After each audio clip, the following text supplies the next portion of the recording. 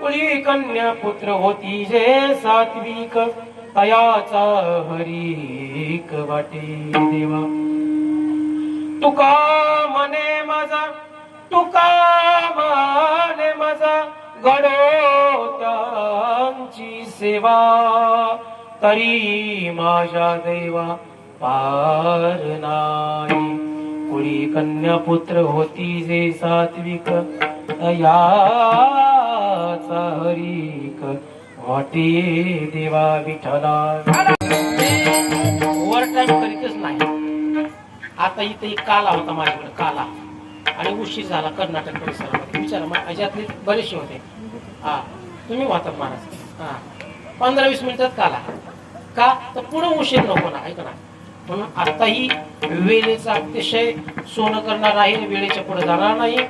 तरी सुद्धा अभंग सर्वांच्या पाठातील आहे आणि आजच्या प्रसंगी घेतलेला आहे.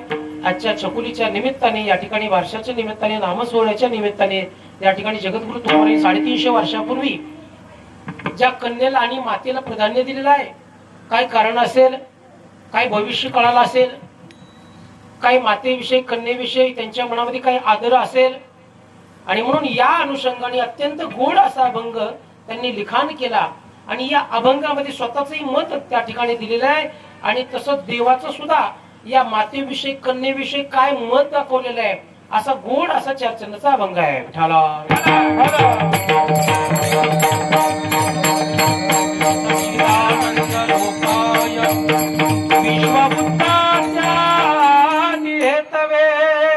तापत्रय विनाशाय श्रीकृष्णं वयं नमो श्रीकृष्णाय वासुदेवाय हरये परमात्मने प्रणत क्लेशनाशाय गोविंदाय वयं नमः. ओम नमो भगवते वासुदेवा ओम नमो भगवते वासुदेवा. बोला महाराज.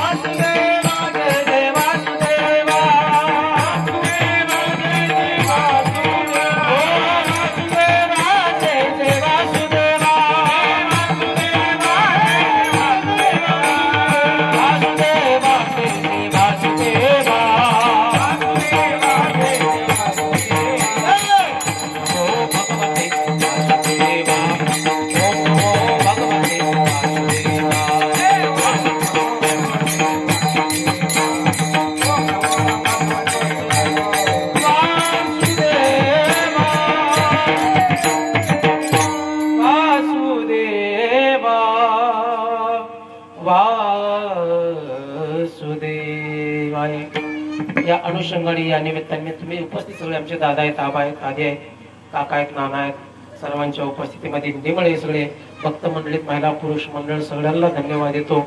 अभंग जगद्गुरु व्हायचा आहे आणि 350 वर्षापूर्वी आपल्या हिताच्या ठिकाणी जो जागा आहे ज्याला स्वतःचं हित कळत आहे ज्याला चांगलं वाईट कळत आहे ज्याला नीती अनिती कळतीये ज्याला 1 नंबर 2 नंबर 3 नंबर कळत आहे ज्याला चांगलं वाईट याच्यातला फरक कळतोय आणि हा फरक कळून तो त्या ठिकाणीच जागा आहे. रस्ते 2 आहेत बाबा. एक अनितीचा रस्ता एक नीतिमत्तेचा रस्ता आहे. नीतिमत्तेच्या रस्त्यावर तुम्हाला सगळ्या गोष्टी भरपूर मिळतील. त्या अनितीच्या रस्त्यावर सगळ्या गोष्टी भरपूर मिळतील पण नीतिमत्तेच्या रस्त्यावर तुम्हाला काटे आहेत खडे आहेत रस्ता खराब आहे.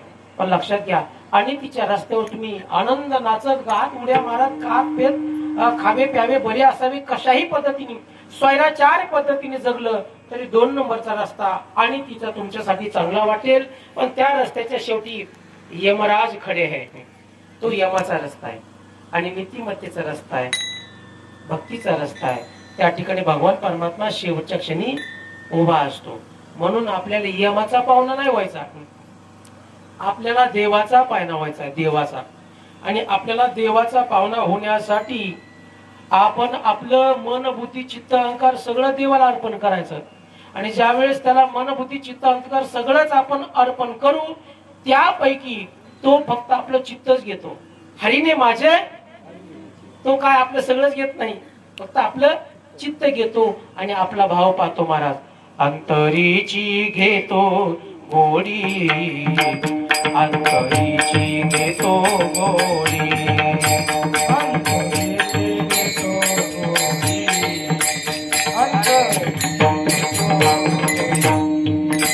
पाये जोडी भावाची, पाये जोडी भावाची, पाये जोडी भावाची, देव स्वयरा देव स्वयरा, देव स्वयरा देव स्वयरा, देव स्वयरा देव स्वयरा, देव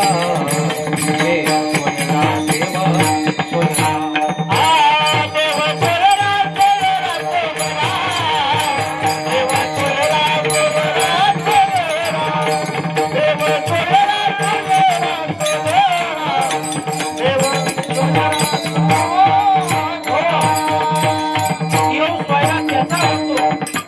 त्या भक्ताबरोबर नातं जोडतो, ज्याचा भाव त्या भगवान परमात्म्याच्या चरणावर अखंडित आहे, ज्याला हित कळालंय, चांगलं वाईट कळालंय. एक लक्षात घ्या, या जगात किमान 50% अशी लोक आहेत त्यांना चांगला आणि वाईटातला फरक कळतोय, पण निवडताना ते वाईटच निवडतात. हो, वाईट कृत्य करणाऱ्या माणसाला कळत नाही का आपण वाईट काम करायला लागलो, कळतंय का नाही, पण वाईट करायचं सोडतात का.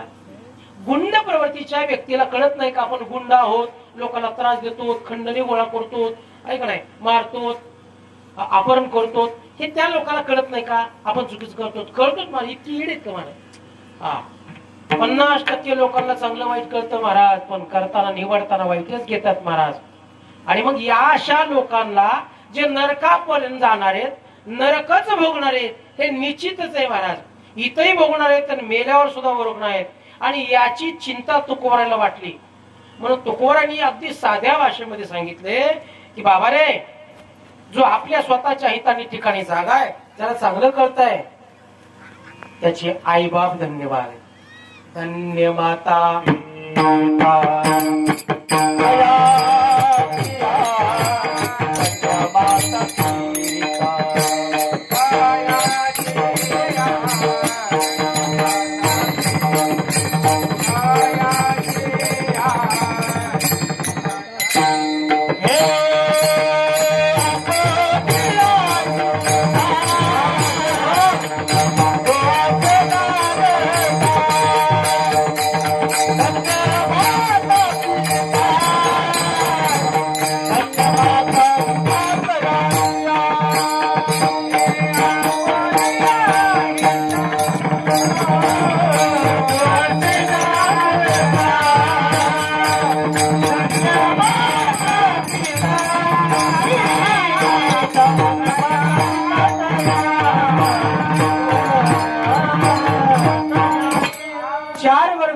महाराज. पहिला वर्ग आहे हित कळतंय पण जागा राहत नाही.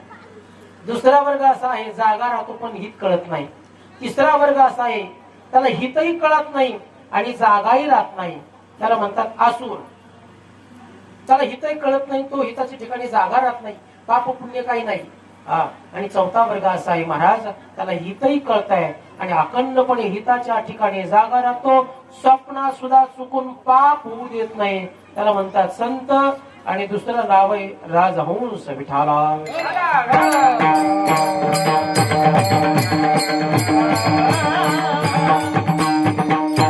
संत रूपी जो वर्ग आहे, साधू नावाचा एक वर्ग आहे, स्वप्नात सुद्धा पाप घडू देऊ शकत नाहीत.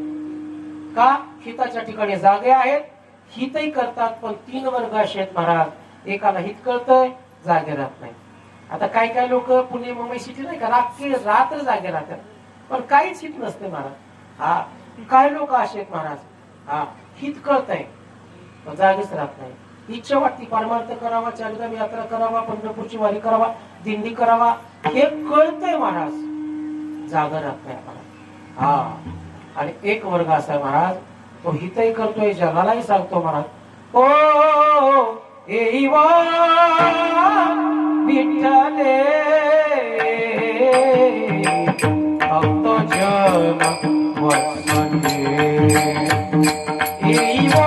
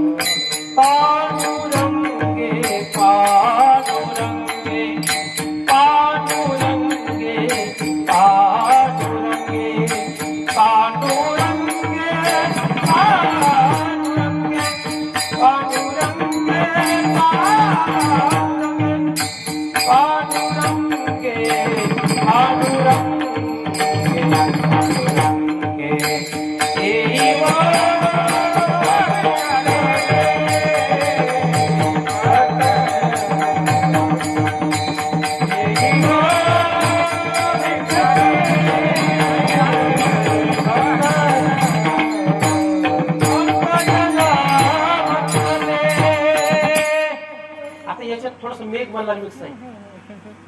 राम मना आत्मा राम मना राधे श्याम मना या स्वरावर मेघ मला. नारायणा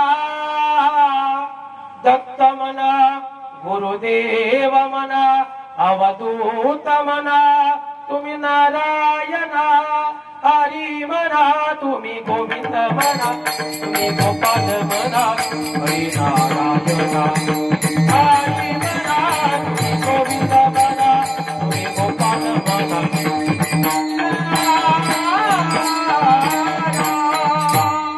ही जात आहे, हा धर्म आहे, तो संताचा आहे महाराज. हा दोन दुर्जन आहेत महाराज, इथंच कळत नाही जागर राहत नाही.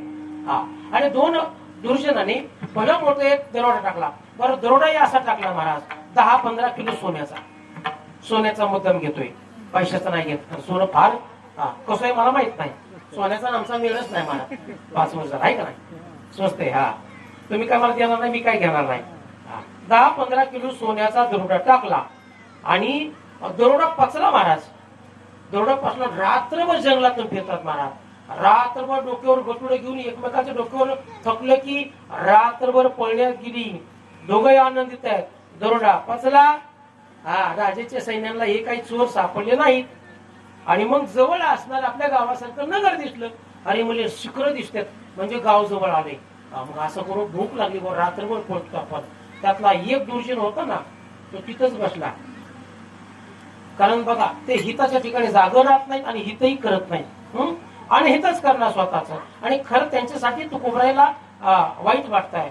ते दोन दुर्जन, त्यातला एक दुर्जन तिथं बसला आणि दुसऱ्याला म्हणला बाबा मी जरा थकलोय, माझं जरा वय झालंय, एवढी मोठी आता आयुष्यात काय करायची गरज नाही म्हणले. मग मला भूक लागली, यातले काही सोनं घे, पैसे घे, गावातून मिठाई वगैरे घेऊन ये. तो दुसरा जो होता ना, तरुण होता, ते म्हणला बाबा ठीक आहे. त्यातले काही गोष्ट घेतले, पैसे वगैरे घेतले आणि गावाकडे निघाला मिठाई आणण्यासाठी. आणि मग जो जंगलात बसलेला दुर्जन आहे चोर, तो मनात विचार करतोय 10-15 किलो सोनं आहे आणि या एवढ्या 10-15 किलो सोन्यामध्ये 2 वाटण्या होणार. कारण विचार तसे असतात ना, त्याला बी अर्धा द्यावा लागणार कारण तू माझ्या बरोबर पळलाय. मग म्हटले असं करून हे सगळं सोनं एकट्याला घेण्यासाठी काय करावं तर काय ना म्हटले, तो आला का त्याला विहिरीत पाणी आणायला लावायचं, डोक्यात दगड घालायचं, त्याला ठार करायचं, सगळं सोनं मला मिळेल. कारण विचार तसेच ना रक्तातच भिनलेले असतात. आणि मग तो जंगलातला विचार असा करतोय की तो गावातून मिठाई घेऊन आला की त्याला पाणी आणायला लावायचं, विहिरीत उतरला की मोठा दगड टाकायचा, ठार करायचं. आता गावात आलेला चोर काय विचार करतोय, एवढं मोठं 10-15 किलो सोनं गव्हाला सापडले, म्हटले चोरले आपण, पण ह्याचे 2 वाटले होणार, ह्याच्यापेक्षा पट्ट्याला सगळं मिळलं तर किती मोठा श्रीमंत होईल. मग काय करावा म्हणजे आता त्याला भूक लागली, मग मिठाई घेऊ, त्याच्यात इंडियल टाकू आणि त्याला गेल्या गेला खाऊ घालू. आणि ते इंडियल मध्ये ती मिळालं की सगळं गव्हा मला गेला. मिठाई घेतलं 100-200 रुपयाची, इंडियलची बाटली घेतली 100 रुपयाची, त्यात टाकली महाराज, मिक्स केलं आणि आला पडतच. आणि जंगलात जो दुर्जन होता चोर, त्याला म्हणले तुला भूक लागली ना, पहिली मिठाई खा. मग तिथं बसलेलं काय मला खातो, लय भूक लागली, मग तुम्हाला पाणी आण. बरोबर खातो का, हो. आणि मग तो गावातून आलेला पाणी आणायला विहिरीत गेला, त्या पाठीमागून आला, बाला मोठा दगड टाकला आणि त्या दुसऱ्या चोराला विहिरीत ठार मारलं. एवढा आनंद झाला, 10-15 किलो सोन्याचा पठ्ठ्या मालक होईल, एवढा गर्भ श्रीमंत होईल. पण म्हटले आज उघड पहिली भूक लागली ना, पहिली मिठाई खाऊ. पळतच आला दोन्ही दोन्ही हाताने सगळी मिठाई खाल्ली. पण मिठाईमध्ये काय होतं यालाही माहित नव्हतं महाराज. आणि जसा डोकं त्या झाडाला डोकं टिकून झोपला ते अजून नाही उठला. त्याने आयुष्यात हित केलंच नाही आणि त्या ठिकाणी जागही राहत नाही. एक लक्षात घ्या, अनेक हजार उदाहरण आहेत. वाल्या कोळ्याचं उदाहरण आहे महाराज. भयंकर तिची विचित्र आहे. पण जीवनामध्ये जर संत कृपा झाली का, संत कृपा झाली इमारत फळाली, तसं सगळ्याच व्यक्तीच्या जीवनामध्ये संत भेटतील आणि तुमचा उद्धार करतील असं नाही. त्यालाही प्रारब्धच लागतं. वाल्या कोळ्याचं प्रारब्ध होतं म्हणून महर्षी सुद्धा ही पदवी त्यांना प्राप्त झाली. का? नारदाची भेट झाली आणि शेवटच्या क्षणी उपदेश केला. तुम्हाला सर्वांना कथा माहिती आहे. त्यानंतर अनेक असे दूषण आहेत महाराज.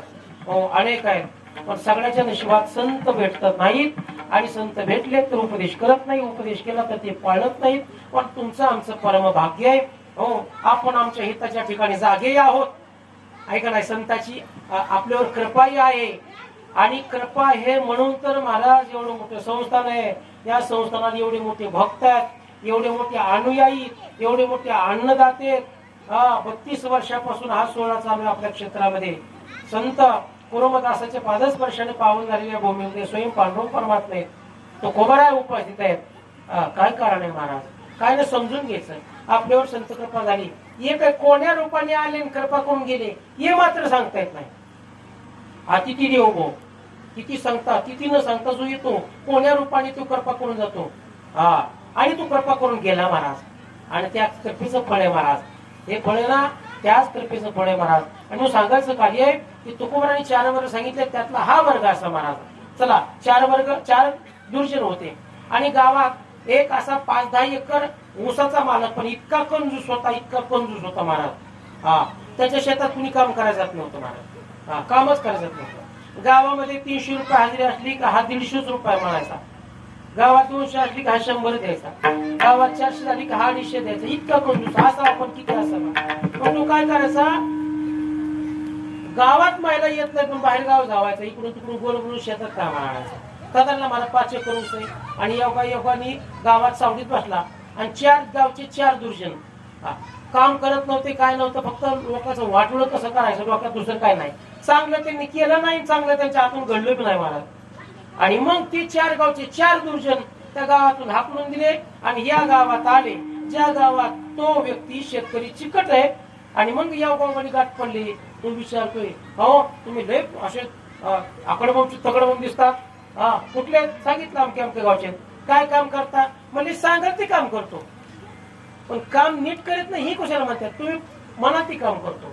मग त्या हे जे तर चिकट होतं ते मला काय नाही 5 एकर ऊस आहे, खांदायचा जमन का? म्हणले हा हाजरी काय ना. म्हणले सकाळी 2 सकाळी 2 भाकरी, दुपारी 2 आणि संध्याकाळी 2 भाकरी. फक्त जेवायला घाला, कामाचा रुपया देऊ नका. आणि मग ह्याला का डबलच आणून झाला की तसलंच गिराय खोडून होत. आणि मग काय नाही ते घरला सकाळी जीव घातलं घरी. शेतात तिने सांगितलं, अहो काही 5 एकरचा फळे का नाही? पाट्याचाच आहे म्हणताय. मी तालुक्यावर जाऊन येतो, ऊस खांदून काढा. मला हो गेलं ते तालुक्याला. इतका आनंद झाला. म्हटलं आता आहे ना 2-3 वर्ष सुडीतच नाही म्हणले, फक्त आपलं काम करून देऊ. आणि आता दुर्जनच अशी होते महाराज. ऊस खांदायला सांगितलं, यांनी ऊस महाराज असा खांदला, ऊसाच्या मोळ्या सुद्धा खालच्या काढल्या. डायरेक्ट सरपंच केला. आणि 4:30-5 वाजता मालक आला, ऊसच कळलं त्याला. आपण चुकलो काय? बांधवर आलो बघतो ते 4 दुर्जन मस्त पैकी सावलीत बसल्यात. आणि जेवढा 5 एकरचा ऊस खांदा सांगितला तर उमटूनच झोपूनच होता. असा राग आला, तळपायच्या मस्तकाला घेतला, हातात दगड घेतला. अरे म्हणले दुर्जन तुम्हाला काय आकलाय काय? अरे तुम्हाला ऊस खांदाय सांगितला होता. अरे मालक मला ऊसच खांदलाय मी. असं तसं खांदा नाही, मला गुढी घेतला, खालचं खांदा हाणून घ्यावा. आणि मग राग आला, तर काय करता? तर रुपये देणं घेणं फुकट होतं, ह्याला बी बोलता येणार काही. आणि मग निघाले महाराज. हाला म्हणला मूर्खांनो. ते बांधाच्या बाहेर 4 दुर्जन चालले. बघा आता हे किती स्वार्थी माणूस आहे. त्याला वाटलं आता ऊसाचं तर वाटोळ केलंय, पण जाताना 4 मोळ्या घरी नेऊन टाकते गावाने. असं बी तसं बी जाणार आहे. पण 4 मोळ्या बांधल्या. म्हणले मोळ्या घरी गावाने नेऊन टाका. दुर्जन म्हणले बरे. आणि या गावाकडे महाराज मोठमोठ्या मोळ्या बांधल्या. आणि ह्या मालकाच्या वाड्याच्या समोर हे 4 दुर्जन एका लाईनीत उभा राहिले. जय हरी. आणि नेमकं त्या मालकाचे म्हातारीचे आई बायकोचे असे भांडणं झाले होते म्हणून ती म्हातारी तना तना तना करीत वाड्याच्या दारात येऊन बसली होती. हा मनातली मनात बोट म्हणायची, बोलायची, इतकं कष्ट केलं नको बघा, कष्ट केलं, रात्री दिवस केला, असून किंमत येत नाही, नीट बोलत नाही. ती म्हातारी वायता वाड्याच्या दारात बसली. दूरजन तिथे गेले. ए डंगरे, ऊसाच्या मोळ्या कुठे टाकू? आता काय दूरजनच आहे. आता म्हातारीला आजवर तर सुना आडव बोलली. म्हातारी म्हणली टाक माझे डोंबल्यावर. मग आता दूरजनाने रागात माणूस असं म्हणते म्हणलं टाकाव का? ती म्हणलं तुझ्या डोंबल्यावर, तुझ्या डोंबल्यावर. मग पाहिल्याने धडाडीशी मुळी टाकली म्हातारी. पहिल्याच मुळीमध्ये तिचे कोण येते. आता दुसरा तरी दूरजन किती याड आहे त्याने मी तिथं टाकले. चारी बोळ्याचा ढीग लागलाय ऊसाच्या आणि तिथं उभा राहिला तांबाखूला चुना लागेल. तेवढ्या तो मालक आलं गाडीवर. ए म्हणले दूरजन, तुम्हाला गव्हाणी ऊसाच्या मोळ्या टाकायला लावल्यात का तुम्ही दारात का टाकल्या? हो म्हणले मालक, जास्त बोलायच नाही का? तुमचीच म्हातारी म्हणली. काय म्हणली? टाका माझी डोंगर. म्हणजे माझी म्हातारी काय म्हणली खाली? आपण का अक्कल आहे का काय म्हणले? का त्यांच्याकडून चांगलं काम घडतच नव्हतं मला. काल इकडून तिकडून मोळ्या बाहेर काढल्या तर म्हातारी जागेवर गेली. आता ह्याला वाटलं आता हे बघा ही बी किती चिकट आहे. ह्याला म्हटलं आता म्हातारीला जाळायचं पुरायचं हे सगळं खर्च करण्यापेक्षा दूरजनाला म्हणले ही म्हातारी घ्या नदीला जाळा. दूरजनच होते. आणि मग दूरजनाने ताटीवर बांधलं म्हातारीला. रात्रीचा प्रसंग आहे, 8 वाजल्या आणि सांगितलं नदीत पांद आहे, खोल पांद आहे, त्या पांदीतून जावा. आणि मग हे 4 दूरजन महाराज त्या म्हातारीला घेऊन पांदीतून चालतात महाराज. आणि चालता चालता महाराज त्या पांदीत 2 बोराट्याची अशी झाडं लागली आणि त्या झाडात ही म्हातारी वरची वरीच अडकली आणि मोकळी ताटी घेऊन रातभर चालती. लेवजू झालं रे, घट पडलेले. सकाळ सकाळ बघतात ताटी खाली ठेवली तर म्हातारीच गायब आहे. म्हातारी गेली कुठं? म्हणले म्हातारी लय चतुर होते म्हणले. रातभर आपल्याला घट पडले म्हणले. आणि नेमकं दुसऱ्या गावची म्हातारी तिथं दुसऱ्या गावऱ्या गोळा करते. त्यातलं एक जण दूरजन काय म्हणते, लोक म्हणला रातभर मला खांद्यावर बसली आणि लोक आता सकाळ सकाळ गौऱ्या गोळा करते म्हणजे आणा तिला केलं. ती म्हातारी बी दुसरीच होती आणि तिने तिचाच कार्यक्रम केला महाराज. आणि ह्या मूर्खाच्या लक्षात आलं नाही आपण रात्रभर ज्या रस्त्याने चाललो त्याच रस्त्याने माघारी चालले. आणि ताटीवरची म्हातारी ज्या बोराटीला अडकली त्यातले एक जण म्हणते का रे, आणि ती म्हातारी आपण तिथं जाडी ती म्हातारी लोक तिथं बोर खाती म्हटले. इतकी दुर्जय अरे विठाला.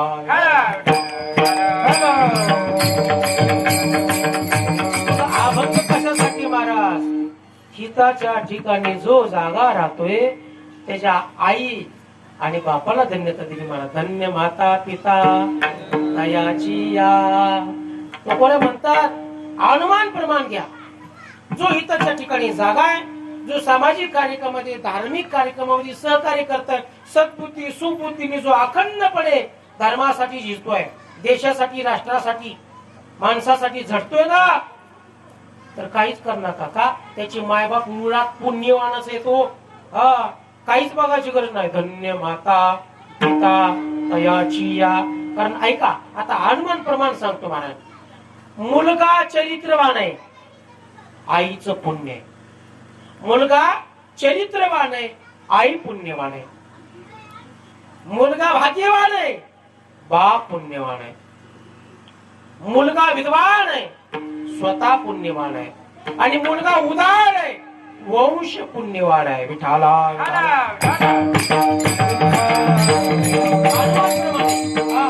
एखादा चरित्रवान मुलगा जर समोर दिसला ना तर हा जोडा याचे मायबाप पुण्यवान आहेत, याची आई खूप पुण्यवान असे समजायचं. का? आमच्या छत्रपती शिवाजी महाराजांसारखा वीर पुरुष जन्माला येतोय काय, आई पुण्यवान आहे, बाप संयमी आहे. संकोचच करायचं नाही महाराज. स्वामी विवेकानंद ज्या मायेच्या कुशीमध्ये जन्माला येतात, आई पुण्यवान आहे, बाप संयमी आहे. हो, दुर्जनाला काही नाही, कुसली कसली कुस पवित्र असो अपवित्र असो चालती, पण सज्जनाला वीर पुरुषांना कुस पवित्रच लागते. मला अभंगावर यायचंय महाराज. आणि मग अशाच वीर पुरुष ज्या कुशीतून जन्माला येतात अशा मातेची कुस पवित्र आहे म्हणून तुकोबाराने त्या काळीच आईला धन्यता दिली आहे. पहिली धन्यता आईला दिली, नंतर बापाला दिली आहे.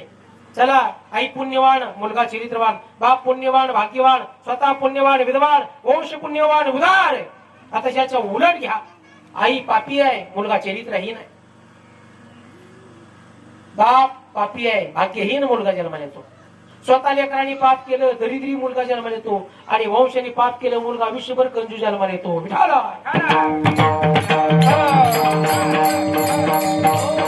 हनुमान प्रमाणे शास्त्रात उल्लेख आहे, हे काही पदरच नाही महाराज.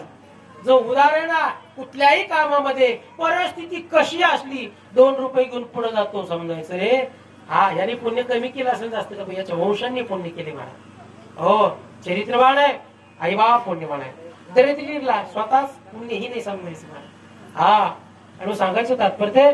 आणि म्हणून पहिले ती धन्यता दिली महाराज मातेला, नंतर दिली पितेला बी दिली महाराज. पण लेकराची नाही, आईची नाळ जन्मताच असते. काही दिवसांनी बाबाचा वडिलाचा संपर्क येतो, म्हणून नंतर वडिलाला धन्यता आहे, पण पहिली धन्यता आहे आईला आहे. एक जण म्हणते तो गोर आहे, तुम्ही असा भेद का करता? म्हणजे काय, नुसतं आई आणि बापाला धन्यवाद देतात, अजून कोणी पुण्यवान आहे त्याला नाही धन्यवाद देत? देतो की म्हटले, मीच नाही देत रे, त्या व्यक्तीला मीच धन्यवाद नाही देत. मग अशा लेकराचा देवाला सुद्धा आनंद वाटतो अभंगाच्या दुसऱ्याच्या. तुळी कन्या पुत्र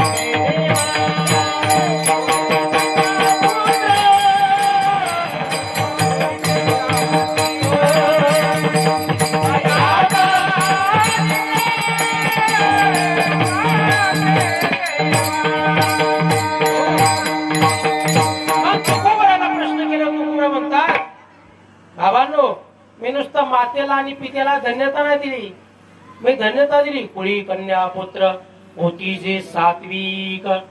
बरं, नुसतं मलाच आनंद नाही, तयाचा अनेक वाटे देवा विठोबा कुमार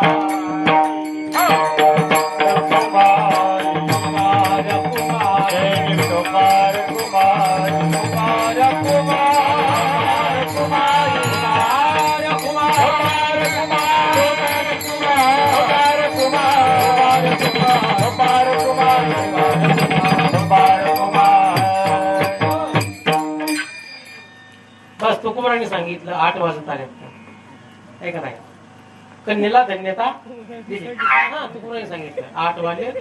हा, आपण काय कोणी किती सोडला तरी कमीच आहे मला. हा, लवकरात लवकर, वेळ कमी. हा, धन्यता दिली कन्येला. आता कन्येवर विषय आणायचा की ज्या कन्येच्या आगमनाने या ढोरे परिवार आणि गरड परिवार या परिवारात अतिशय आनंद होतोय. काय कारण आहे महाराज? मुली कन्या पुत्र होती जे सात्विक. हा, एक तर ती मुलगी सात्विक कुळात वारकरी कुळात जन्माला आली.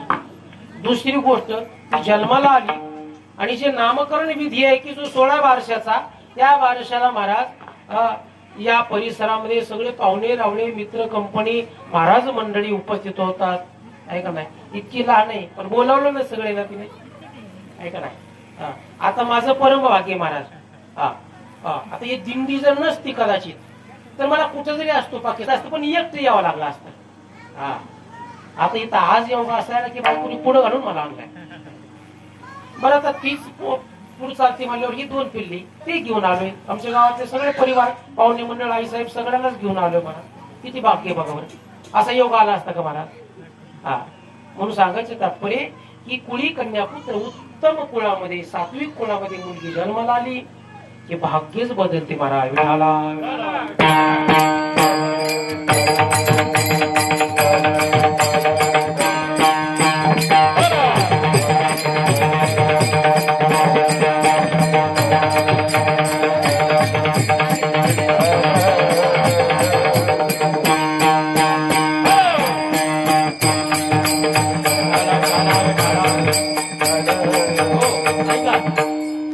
लग्न झाल्यानंतर सासरचा उद्धार करते, दोन्ही घराचा उद्धार करते, त्याला म्हणतात कन्या.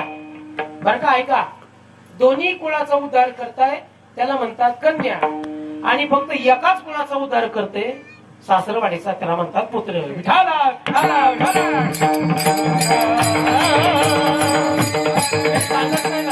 मी सांगत नाही, साधू संतांनी 700 वर्षापूर्वी लिहून ठेवले मला. हा, ऐका कलीचे महिमान.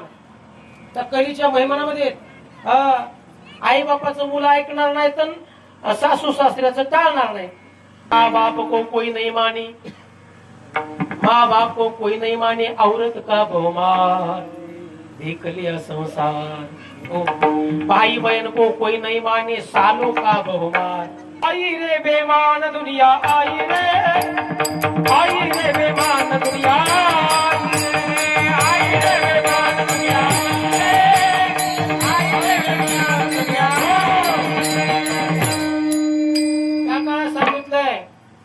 सासरवाडी पुढच्या भविष्यात लोकांना प्रिय असेल. आई बापाचं ऐकणार नाहीत पण सासू सासऱ्याची प्रत्येक गोष्ट खाली पडू देणार नाही. हे ते यातच नाही महाराज. हा, पूर्वीपासूनच महाराज. सासूर घरी तिथं शास्त्र काय, सासूर ग्रह म्हणजे सासरवाडी. सासरवाडीला खूप लोक धन्यता मानतील. पंढरपूरची वारी करणार नाहीत पण सासरवाडीची वारी बंद करणार नाही. त्यातली त्यात आता पुढचा महिना आला बघा. पण कन्येवर का जास्त आहे तर कन्या दोन्ही कुळाचा उद्धार करते. म्हणून कुळी कन्या पुत्र अजून कन्याला प्राधान्य दिले महाराज. हा, मग नारी की निंदा मत किया रहो, नारी रत्न की खान, जिस नारी से पैदा हुए शुक भीष्म हनुमान. विठाला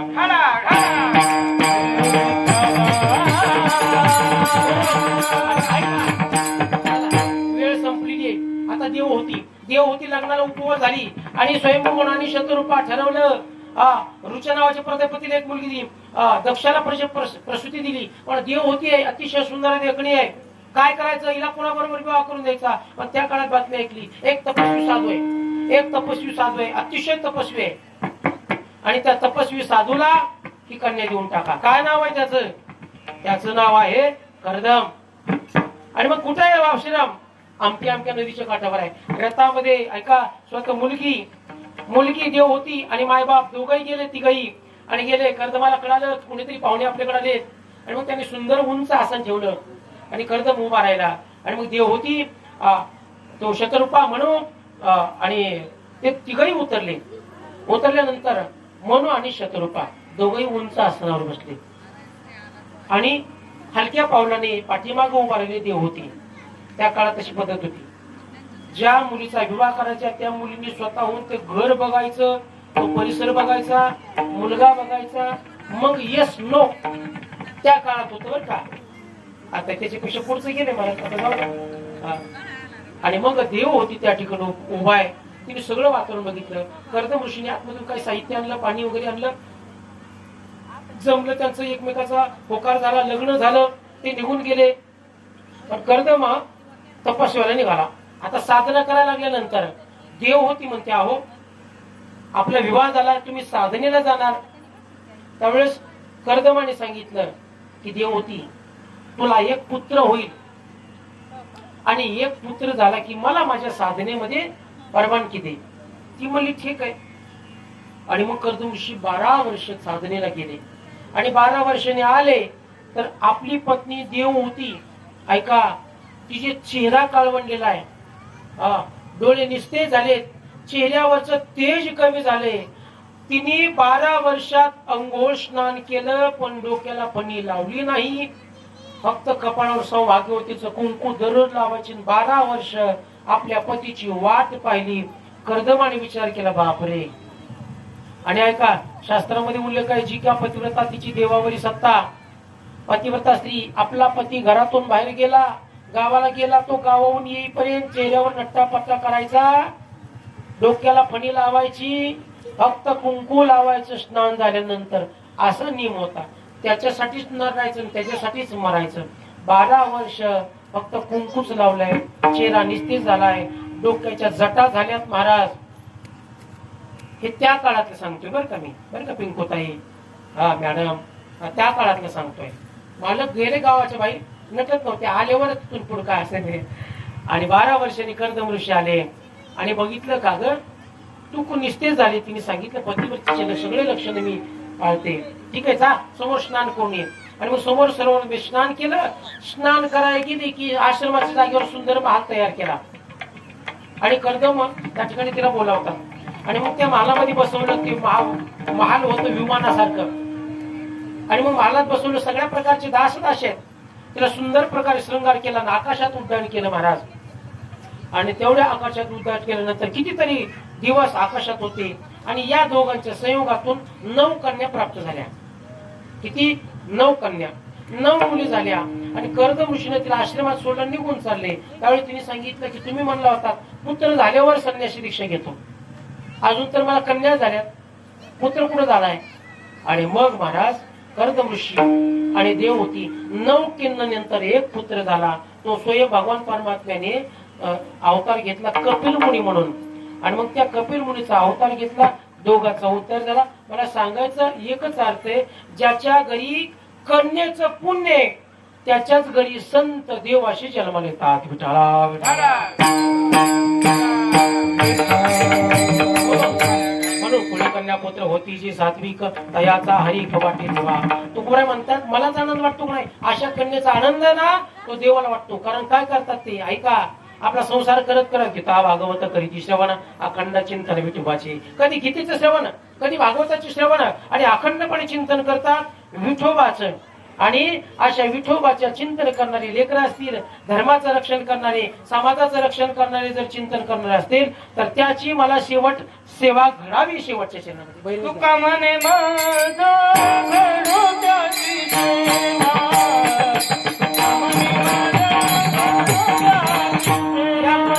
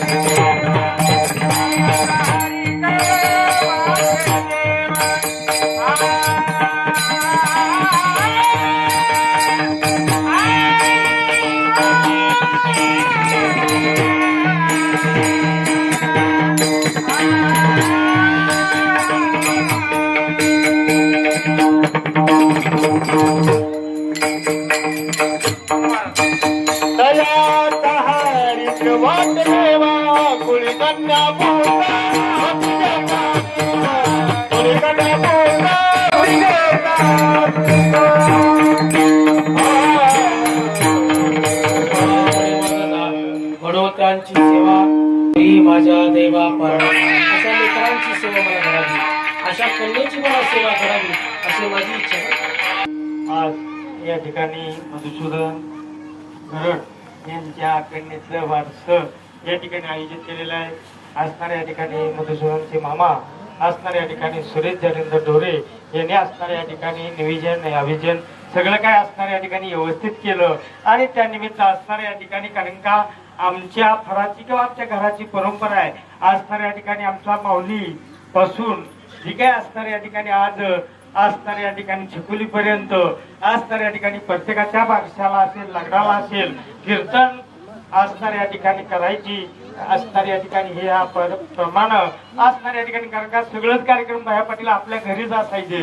परंतु आज असणाऱ्या या ठिकाणी पहिलाच कार्यक्रम असणाऱ्या या ठिकाणी मामांच्या गावात किंवा मामांच्या घरी आयोजित केलेला आहे. आणि कीर्तन करायचं असं सगळ्यांच्या म्हणण्यात होतं, पण कसं करायचं, कवा करायचं असणाऱ्या या ठिकाणी टायमिंग कमी आहे, माणसं तर जास्ती येतात. आणि असणारा कार्यक्रम झाल्यानंतर असणारा पूर्वी आम्ही असणाऱ्या या ठिकाणी 9 ते 11 किंवा 10 ते 12 असं कीर्तन करायचो. परंतु आज शासनानं त्याच्यावर बंदी आणलेली आहे. आणि त्यामुळे असणाऱ्या या ठिकाणी आता आपण 6 ते 8 हे नियोजन असणाऱ्या या ठिकाणी महाराजांनी सुंदर असणाऱ्या या ठिकाणी आपुल्या हिता जोवाशी जागता धन्य माता पिता तयाची या अभंगावर असणाऱ्या या ठिकाणी तिला भरभरून असा आशीर्वाद कीर्तनाच्या रूपानं नामस्मरणाच्या रूपानं दिलेला आहे. त्याच कार्यक्रमाच्या निमित्तानं असणार आपल्या फडावर असणार आपल्या गावावर प्रेम करणारे आमचे हरिभक्त परायण भैया पाटील महाराज आळसुंदेकर, तसेच मोहन महाराज असणाऱ्या या ठिकाणी, तसेच आमचे नागेश महाराजांची हाजरी लागलीच नव्हती अजून असणाऱ्या या ठिकाणी. परंतु नागेश महाराज सहकुटुंब सहपरिवार ह्याला म्हणतात. असणाऱ्या या ठिकाणी महाराजांची दिंडीच या ठिकाणी आलेली आहे. असणाऱ्या या ठिकाणी बऱ्याचशा बारशाला बापूंनी आमच्या कीर्तन केलेली होती. लोंढे महाराज, भारत महाराज यांनी कीर्तन केलेली होती. आणि त्याचप्रमाणे असणारी पुढी परंपरा आमचे हरिभक्त भाई अमोल दादा यांनी चालवली. त्यांच्या दिंडीतील सगळे इनेकरी वारकरी असणाऱ्या या ठिकाणी कारण का या अशा कार्यक्रमाला असणाऱ्या या ठिकाणी सदासदी दिंडीचं आगमन होत नाही. आम्ही बी 11 तारीख महाराजांना दिली, महाराजांनी तारीख घेतली. महाराजांनाही आपली दिंडी जायची माहित नव्हती आणि आम्हालाही दिंडी याची माहित नव्हती. परंतु असणारा सयाजी महाराजांनी मोठीपणा दाखवला आणि आपला तिकडच कार्यक्रम करू म्हटलं. सयाजी महाराजाला ते म्हणले असू द्या दादा, असणारे यंदाच्या साल आपण असणाऱ्या या ठिकाणी तिकडच कार्यक्रम करू. आणि त्या नियमाप्रमाणे पंढरीचा वारकरी एक पाऊल जरी पंढरीच्या दिशेनं टाकलं त्या वारकऱ्याचं यज्ञ, एका यज्ञाचं पुण्य त्या वारकऱ्याच्या पायामध्ये असतं. आणि तिथं त्या दिंडीचं आगमन आज असणाऱ्या या ठिकाणी चिखोलीच्या बारशासाठी या ठिकाणी झालेला आहे. त्याबद्दल दिंडीचंही असणाऱ्या या ठिकाणी आपल्या सर्वांतर्फे त्यांना धन्यवाद देऊ. अशीच वारी त्यांनाही जन्मजन्मी घडो. आणि पाहुणे मंडळी, मित्रमंडळी, इष्टमंडळी, मानकरी मंडळी दोन्ही परिवारातर्फे आज सर्वांनी मिळून आपण असणाऱ्या